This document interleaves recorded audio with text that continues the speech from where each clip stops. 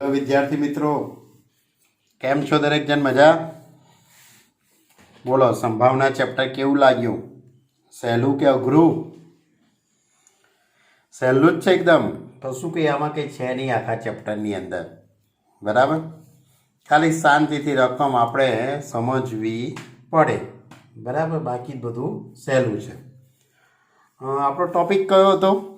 સૌથી વધારે 10.1ની અંદર નિદર્શાવકાશ લખતા શીખ્યા. ઘટનાના પ્રકાર નિદર્શાવકાશ 10.1ની અંદર લખતા શીખ્યા. 10.2ની અંદર આપણે ઘટનાઓ વિશે વાત કરી. ઘટના એટલે પ્રયોગના અંતે જે બનતા પરિણામો આવતા હોય એની વાત કરી. બે મુખ્ય વાતો, આમ તો ઘણી બધી મુખ્ય વાતો છે, એમ તો યોગ ઘટના, છેદ ઘટના, તફાવત ઘટના, પણ એ બધી વાતો કેવી છે તમને આવડે એવી છે, ઘણી સહેલી છે. એટલા માટે તફાવત ઘટના, યોગ ઘટના, છેદ ઘટના, બરાબર. હવે પરસ્પર નિવારક ઘટના, આ નવી ઘટના હતી તમારા માટે. પરસ્પર નિવારક એટલે જે બે ઘટનાનો છેદ ગણ ખાલી ગણ થાય તેને પરસ્પર નિવારક ઘટના કહેવાય. જો બે ઘટનાનો યોગગણ નિદર્શાવકાશ S થાય તેને પરસ્પર નિશેષ ઘટના કહેવાય. જો બે પ્રાથમિક ઘટના, જે ઘટનાની અંદર એક જ ઘટક આવતો હોય તેને પ્રાથમિક ઘટના કહેવાય. જે ઘટનાની અંદર એક કરતાં વધારે ઘટકો હોય તેને સંયુક્ત ઘટના કહેવાય. બરાબર. આવી બધી વાતો આપણે સ્વાધ્યાય 10.2ના 1 થી 5 દાખલાની અંદર કરેલી છે. હવે આપણે છઠ્ઠા દાખલાથી આજે શરૂઆત કરીએ. તમારી જો છઠ્ઠો દાખલો પણ ઘણો સહેલો જ છે બાળકો, તમે ચોપડીમાં રકમ વાંચો. બે પાસાને ફેંકવામાં આવે છે. ઘટનાઓ A, B અને C નીચે આપેલ છે. નંબર પહેલી ઘટના A, પહેલા પાસા પર યુગ્મ સંખ્યા મળે છે. B, પહેલા પાસા પર અયુગ્મ સંખ્યા મળે છે. C, પાસાઓ પર મળતી સંખ્યાઓનો સરવાળો 5 કે 5થી ઓછો છે. તો નીચેની ઘટનાઓ વર્ણવો. બહુ સિમ્પલ વાત છે બાળકો. પહેલાં તો આપણો પ્રયોગ કયો છે? બે પાસાને ફેંકવામાં આવે છે. તમે બે પાસાને ફેંકો એટલે સ્વાભાવિક 36 ઘટકો આવશે. 1 1 1 2 1 3 1 4 1 5 1 6 2 1 2 2 2 3 2 4 અપ ટુ ક્યાં સુધી? 6 6 સુધી. મેં અગાઉથી લખી દીધેલું છે કારણ કે ઘણું સહેલું છે એટલા માટે મેં અગાઉથી લખી દીધેલું છે, કારણ કે બધા કોન્સેપ્ટો જૂના જ છે એટલા માટે. પાસાને 2 વાર ફેંકો અથવા તો બે પાસાને 1 વાર ફેંકો તો 36 ઘટકો આવે. પહેલી ઘટના એવી છે કે પહેલા પાસા પર યુગ્મ સંખ્યા મળે છે. તો પહેલા પાસા પર યુગ્મ એટલે પહેલા પાસા પર 2, 4 અને 6 આવતી હોય.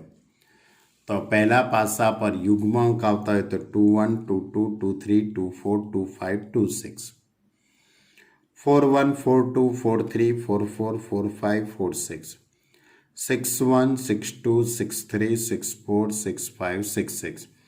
એટલે પહેલા પાસા પર શું આવે છે? યુગ્મ અંક. જુઓ, પહેલો પાસો એટલે ખબર પડે ને, પહેલો અંક એમ. પછી બીજો પાસો તો ગમે તે હોય, બરાબર? યુગ્મ અયુગ્મ 1 થી 6માંથી ગમે તે હોય, પણ પહેલા ઉપર શું આવવું જોઈએ? યુગ્મ. એને ઘટના A. એટલે ઘટના એની અંદર આટલા ઘટકો આવે. ઘટના B, પહેલા પાસા પર અયુગ્મ સંખ્યા આવે.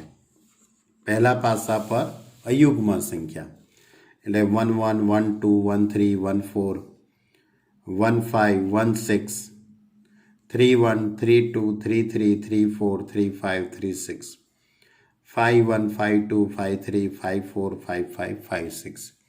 એટલે આ પહેલા ઘટક ઉપર, આ પહેલા ઉપર શું આવે? અયુગ્મ અંક. ઓકે, સારું. ઘટના C, પાસા પર મળતી સંખ્યાનો સરવાળો 5 કે 5થી ઓછો હોય. એટલે સરવાળો 5 કે 5 થી ઓછો હોય એટલે 2 હોઈ શકે, 3,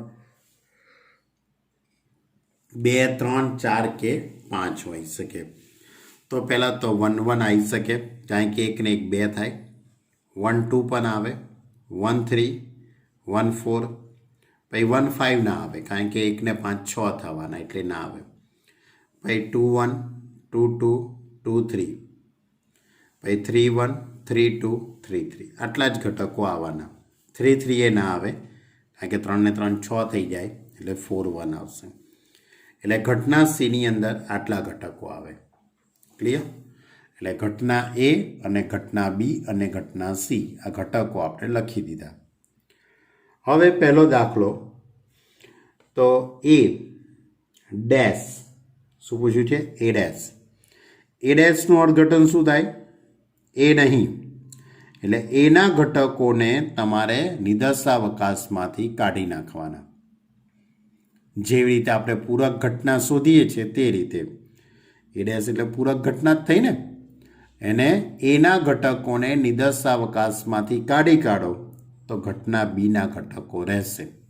તમારે ચકાસણી કરવી હોય તો કરી લો. 2, 1, 2, 2, 2, 3, 2, 4, 2, 5 બરાબર. આ બધા જ ઘટકોને હું એસમાંથી કાઢી નાખું તો કયા રહેવાના? તો બીની અંદર જે આવે છે એ જ રહેશે. તમારે ચકાસણી કરવી હોય તો કરી લો. એટલે A dash is equal to B. બીજો પ્રશ્ન છે બી નહીં. બી નહીં એટલે બી ડેશ, તો એના કરતાં ઊંધું થવાનું. બરાબર. ચલો ત્રીજો, એ અથવા બી. એ અથવા એટલે યોગગણ. એ યોગ બી.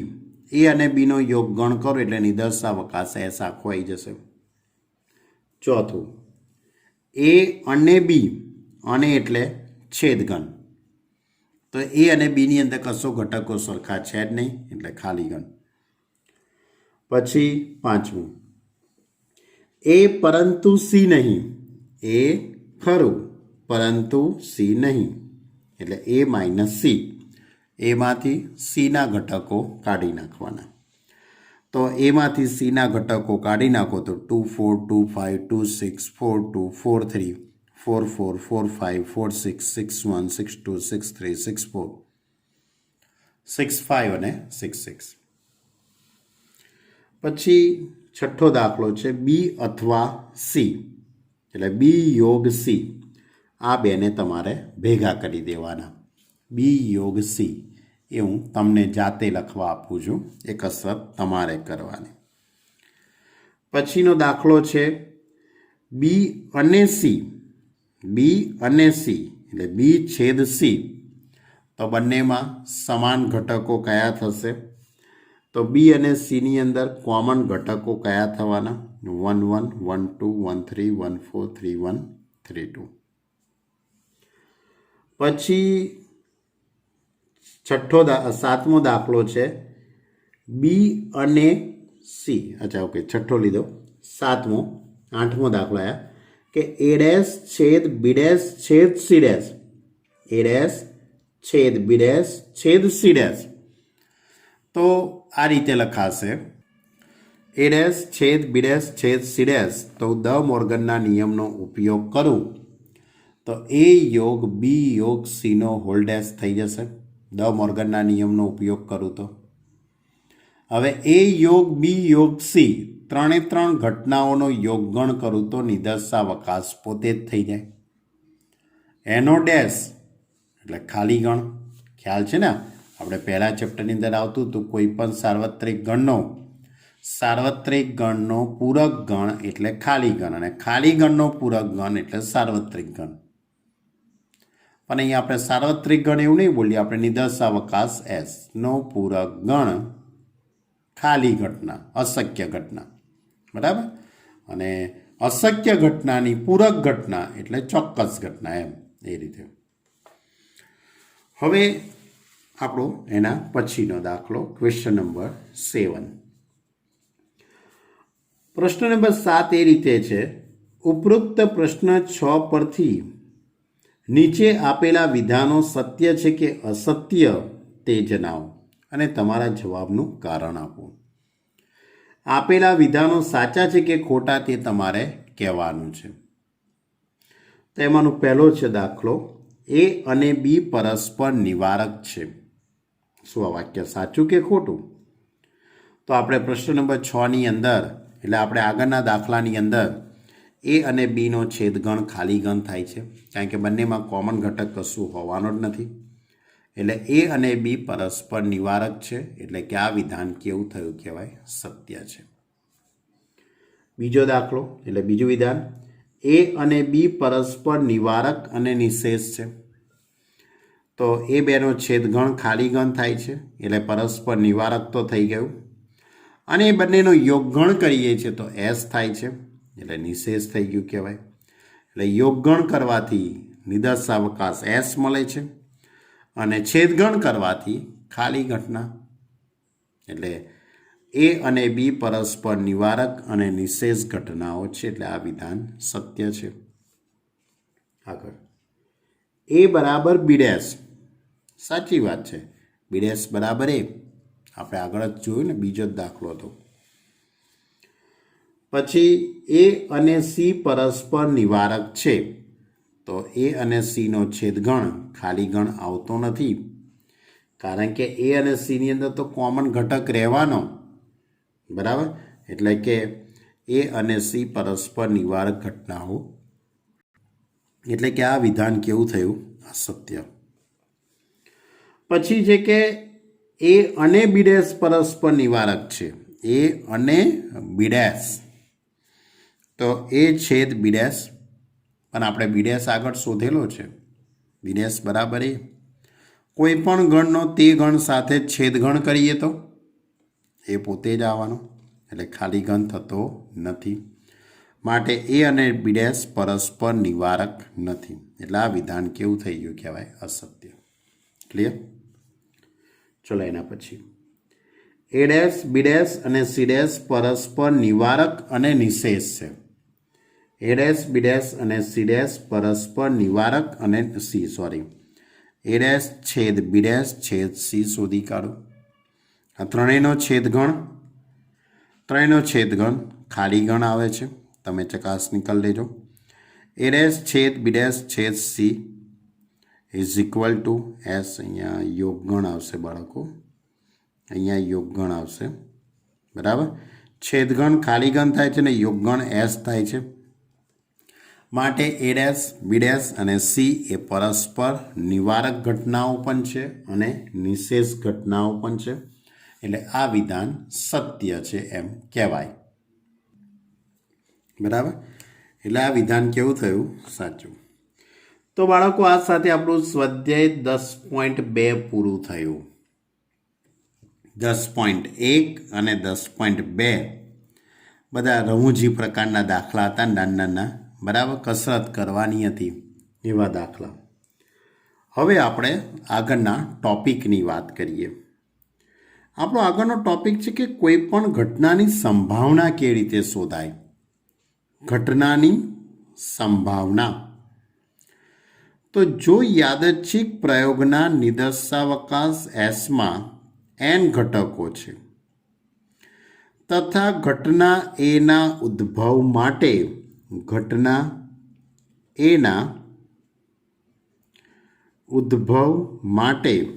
બરાબર માટે r ઘટકો જવાબદાર છે, તો ઘટના એની સંભાવનાને P ઓફ A વડે દર્શાવાય છે. એટલે કે P of A is equal two R/N. R એટલે કોના ઘટકો?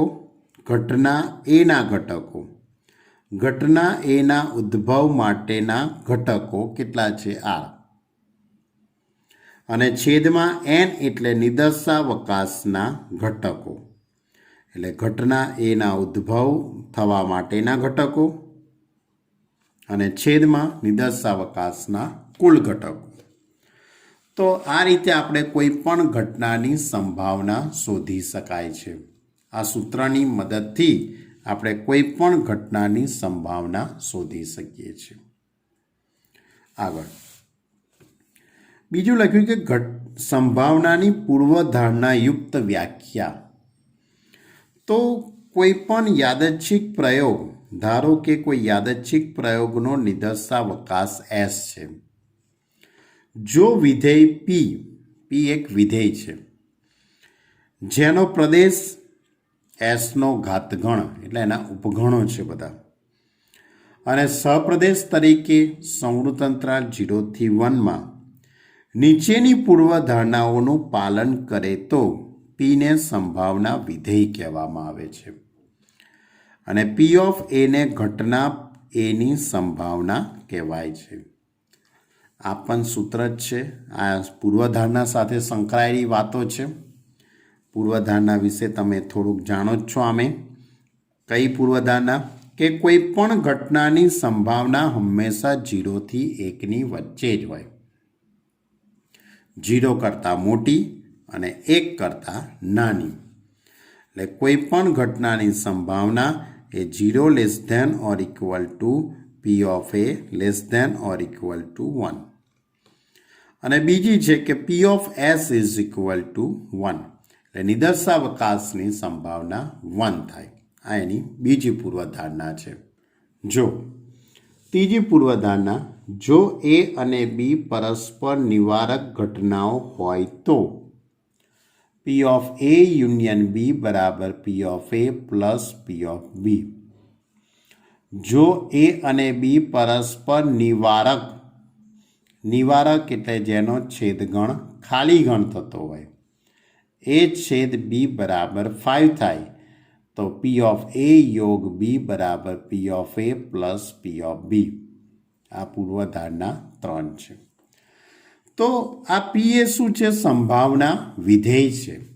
પી એ શું છે? સંભાવના વિધેય છે. આ સંભાવના વિધેય એ આ 3 પૂર્વધારણાઓનું પાલન કરે, બરાબર, તો પી ઓફ એને ઘટના એની સંભાવના કહેવાય છે. પણ તમારે આ સંભાવના વિધેયના કોન્સેપ્ટમાં બહુ ઊંડાણમાં જવાની જરૂર નથી. તમારે એટલું યાદ રાખવાનું છે, પહેલી પૂર્વધારણા કે કોઈ પણ ઘટનાની સંભાવના 0 less than or equal to P of A less than or equal to 1. બીજું યાદ રાખવાનું છે કે ચોક્કસ ઘટનાની સંભાવના 1 થાય એટલે પી of S is equal to 1. અને ત્રીજી પૂર્વધારણા છે કે જો એ અને બી પરસ્પર નિવારક હોય તો પી ઓફ એ યોગ બી બરાબર P of A plus P of B. બાકી તો તમારે પહેલા સૂત્રનો જ ઉપયોગ કરવાનો છે. કયું? પી ઓફ એ બરાબર આર અપોન એન. કયું સૂત્ર? P of A is equal to R upon N. આ સૂત્રનો જ તમારે ઉપયોગ કરવાનો છે. હવે બીજા કેટલાક અગત્યના સૂત્રો છે જેનો આપણે સૌથી વધારે ઉપયોગ કરીશું દાખલાઓની અંદર. તો પહેલું તો અશક્ય ઘટનાની સંભાવના 0 થાય.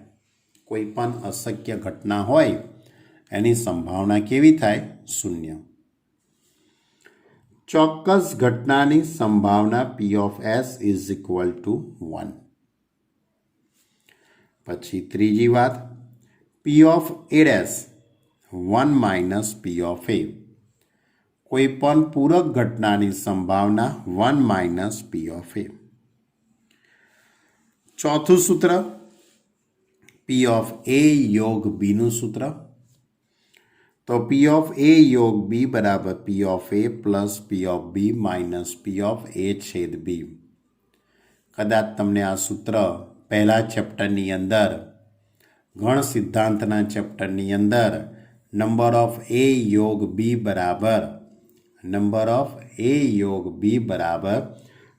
Of A plus number of B minus number of A છેદ બી, એ જે સૂત્ર હતું, બરાબર છે, એના મળતું આવતું આ સૂત્ર છે પી ઓફ એ યોગ બી બરાબર P of A plus P of B minus P of A છેદ બી. ત્યાં એન હતું, ત્યાં નંબર ઓફ હતું, અહીંયા સંભાવના છે પી. પછી પી ઓફ એ છેદ બી ડેશનું સૂત્ર P of A minus P of A છેદ બી. એ છેદ બી ડેશ એને એ માઇનસ બી પણ કહેવામાં આવે છે. તો P of A minus B is equal to P of A minus P of A છેદ બી. બંનેના વાતો એક જ સરખી છે, બંનેના સૂત્રો સરખા છે. આ એ છેદ બી ડેશ અને આ એ માઇનસ બી. છઠ્ઠું સૂત્ર પી ઓફ એ યોગ બી યોગ સીનું સૂત્ર P of A plus P of B plus P of C minus P of A છેદ B minus P of B છેદ C minus P of A છેદ C plus P of A છેદ B છેદ C. Clear? તો આટલા 6 સૂત્રોની વાત આપણે તમારી જોડે કરી. તો હવે આ બધા સૂત્રો પર આધારિત આપણું સ્વાધ્યાય 10.3 અને સ્વાધ્યાય 10 છે. બરાબર? ફરીથી યાદ રાખજો, કોઈ પણ ઘટનાની સંભાવના હંમેશા 0 થી 1 ની વચ્ચે જ હશે. ચોક્કસ ઘટનાની સંભાવના 1, અશક્ય ઘટનાની સંભાવના 0 અને કોઈ પણ ઘટનાની સંભાવના શોધવાનું સૂત્ર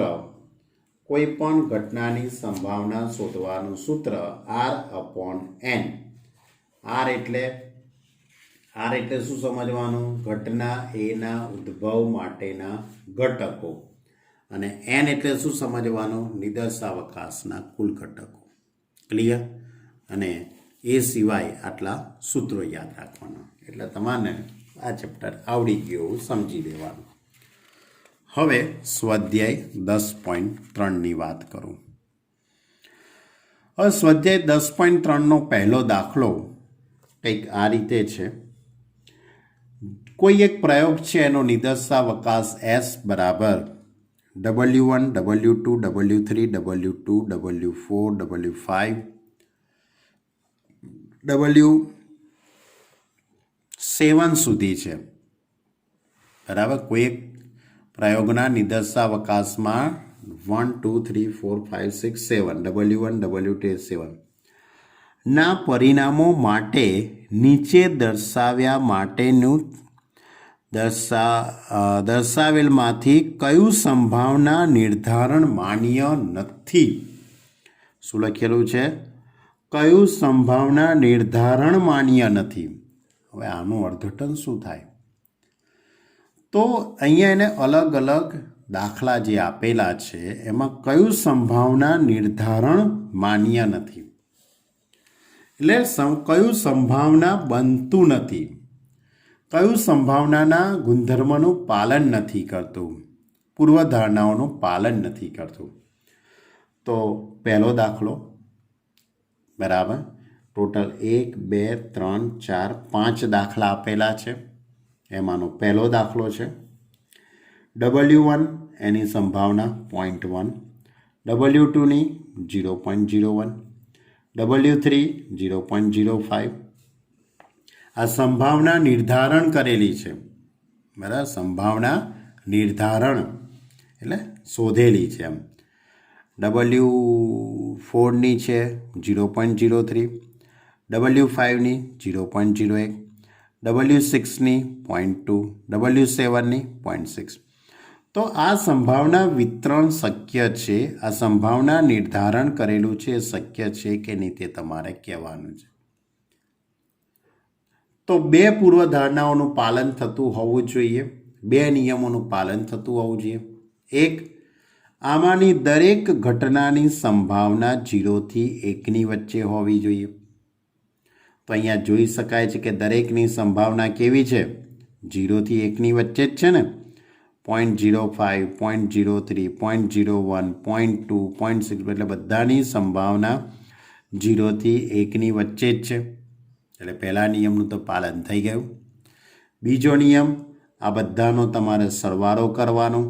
P of W1, P of W2, P of W3, P of W4, આ બધાનો સરવાળો 1 થવો જોઈએ.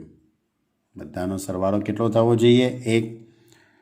તો 0.1, 0.01, 0.05, 0.03, 0.01, 0.2, 0.6 આનો સરવાળો કરો. જો જવાબ 1 આવે તો આ સંભાવના નિર્ધારણ શક્ય છે તેમ કહેવાય.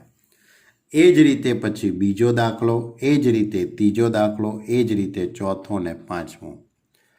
તો એના વિશેનું લખાણ મેં લખી દીધેલું છે અહીંયા જો, બરાબર. આ રીતે લખાણ લખવાનું છે.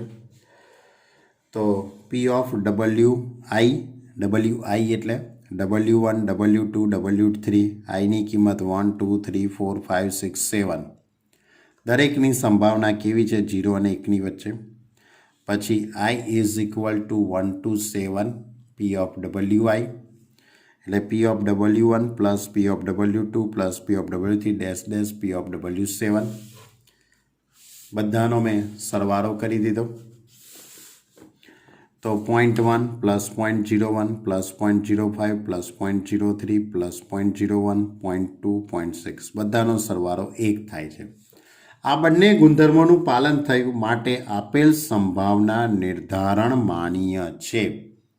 એટલે ઘટકોની સંભાવના જે આપણે નિર્ધારિત કરી છે એ માન્ય છે. હવે એમાં બીજો દાખલો, બીજામાં બધામાં 1/7 1/7 1/7 લખેલું છે. એટલે દરેકની સંભાવના 0 થી 1ની વચ્ચે થઈ ગઈ એમ કહેવાશે. એટલે પહેલા નિયમનું પાલન થઈ ગયું. હવે બધાનો આપણે સરવાળો કરી જોઈએ. I is equal to 1 to 7 P of WI, P of W1 plus P of W2 P of W3 up to P of W7. 1/7 1/7 તો આ બધાનો સરવાળો 1 થઈ જશે.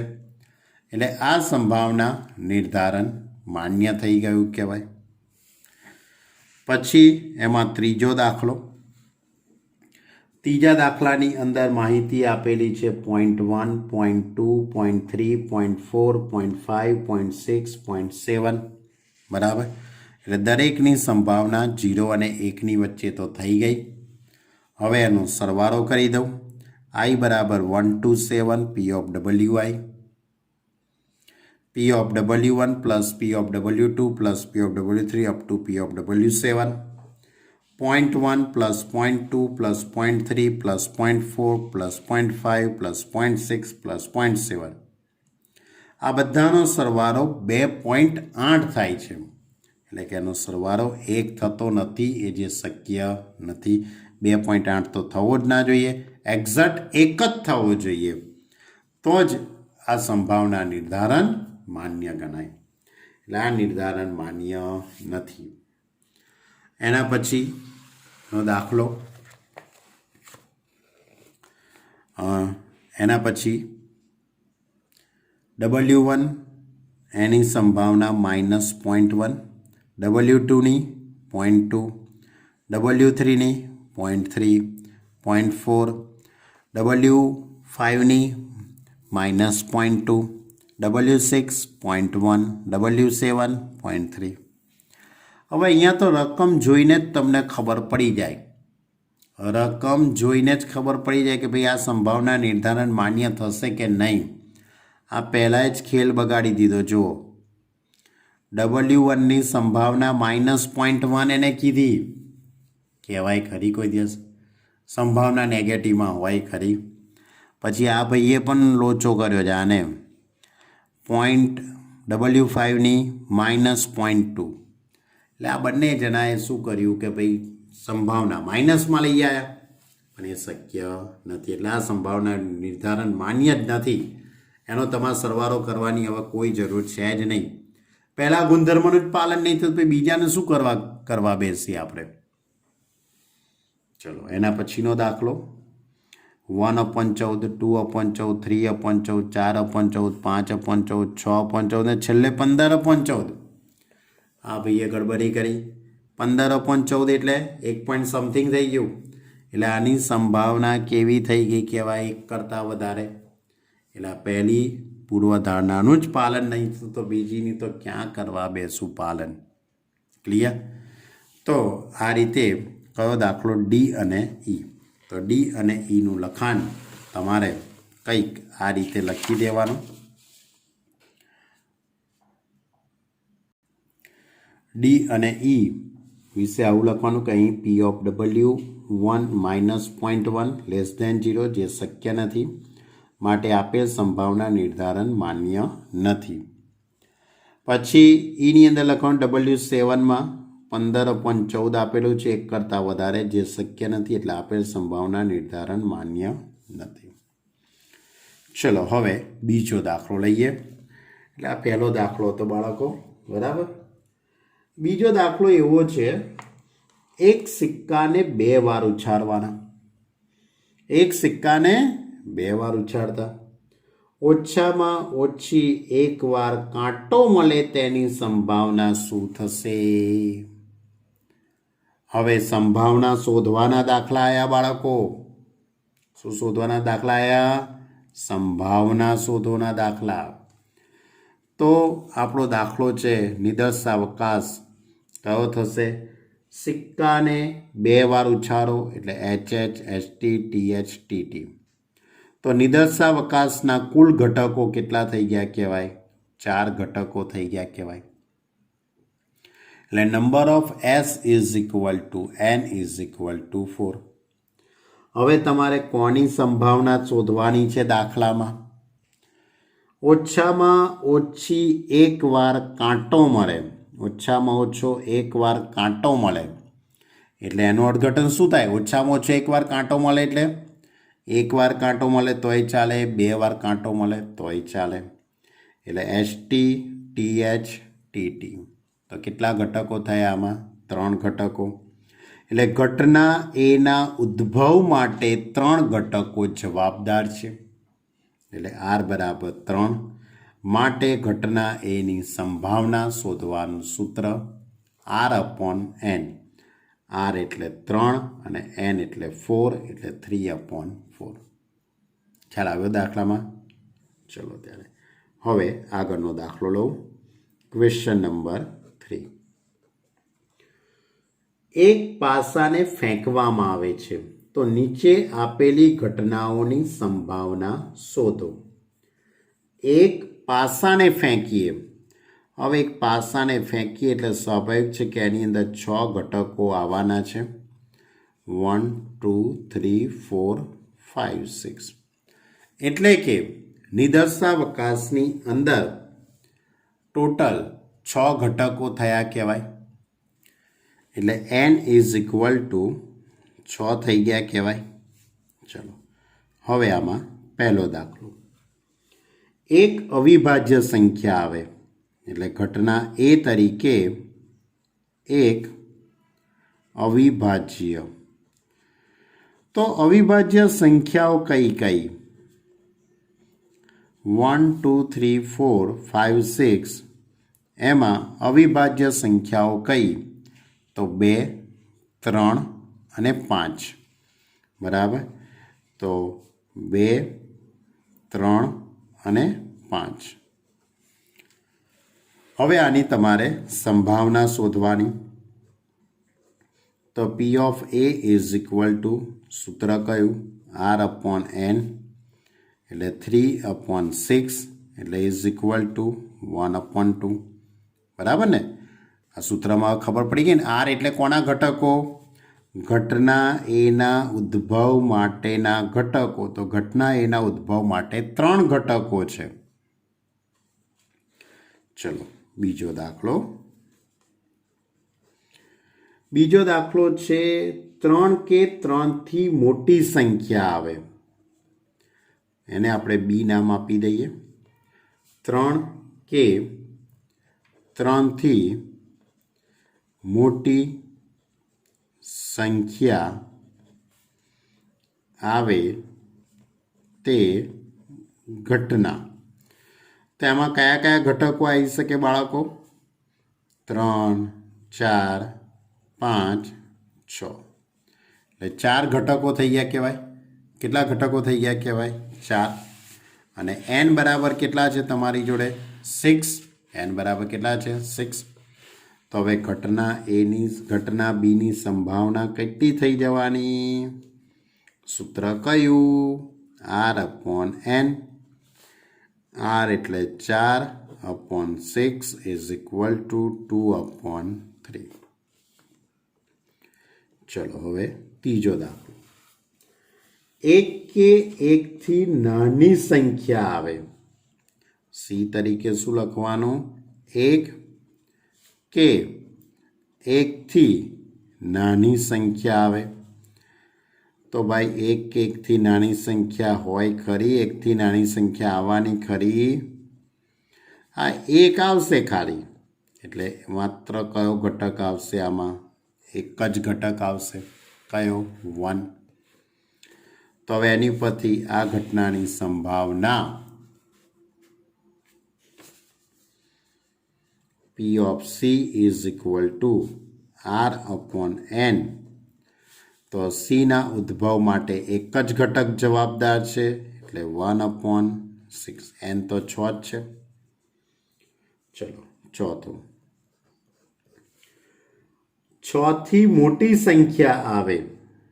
શું લખ્યું છે? 6 થી મોટી સંખ્યા. તો વિચારો, 6 થી મોટી સંખ્યા આવે ખરી ભાઈ? 6 થી મોટી સંખ્યા હોય ખરી? ના હોય ને, કારણ કે પાસો ઉચ્ચારો છો તો એમાં તો 1 થી 6 જ ઘટક આવવાના છે. તો આવી કોઈ ઘટક આમાં આવવાનો નથી, એટલે કઈ ઘટના કહેવાય? અશક્ય ઘટના. અને એની સંભાવના કઈ થઈ જવાની? 0. R/n લગાડો તોય કોઈ વાંધો નથી, કારણ કે R બરાબર 0, n બરાબર 6, એટલે 0/6 લખશો તોય જવાબ 0 આવવાનો છે. ચલો એના પછી છઠ્ઠો, 5મો દાખલો, 6 થી નાની સંખ્યા આવે. એને આપણે ઈ નામ આપી દઈએ. 6 થી નાની સંખ્યા આવે તે ઘટના. તો વિચારો, 6 થી નાની સંખ્યા. તો 6 થી નાની સંખ્યા કઈ આવી શકે તમારી જોડે? તો 1, 2, 3, 4, 5. માટે ઘટના ઈની સંભાવના, સૂત્ર કયું? R/n. ઈના ઉદ્ભવ માટે 5 ઘટકો જવાબદાર છે અને નિદર્શાવકાશના 6 ઘટકો, એટલે 5/6. ક્લિયર? તો આ હતો આપણો દાખલા નંબર 3. હવે દાખલા નંબર 4, 5ની વાતો આપણે પછી કરીશું બાળકો, વધુ આવતા અંકે કરીશું. પહેલાં તમે અહીં સુધીની તો તૈયારી કરો, બરાબર? આટલી વસ્તુને તો સમજો, બરાબર? તો સ્વાધ્યાય 10.2 સ્વાધ્યાય 16.1 પૂરું કરવું, 16.2ને પૂરું કરી દેવાનું, અને 16.3ના એક પહેલો, બીજો, ત્રીજો 3 દાખલા ગણી કાઢવાના. Okay student? જો કોઈ વિદ્યાર્થીને સમજણ ન પડી હોય તે વિદ્યાર્થી મારો સંપર્ક કરી શકે છે કોઈ પણ પ્રકારની હચકાયા વગર, બરાબર? કોઈ પણ પ્રકારનું મગજમાં શંકા કર્યા વગર તમે મારો સંપર્ક કરી શકો છો, જેથી કરીને કે તમારો ડાઉટ ઝડપથી આપણે એને સોલ્વ કરી શકીએ. ઓકે? હોમવર્ક કરી દેજો, કમ્પ્લીટ હોમવર્ક કરજો. હોમવર્ક કરવામાં કોઈ પણ પ્રકારની આળસ રાખતા નહીં. ચલો ત્યારે વધુ આપણે આવતા અંકે મળીએ. આવતા વિડીયોની અંદર સ્વાધ્યાયને આગળ લઈ જઈશું. કોઈ પણને ન સમજણ પડે તો તમે મને કહી શકો છો. Okay student? તમારું ધ્યાન રાખજો, તમારા પરિવારનું પણ ધ્યાન રાખજો. Take care. Okay student? Good bye. Bye bye.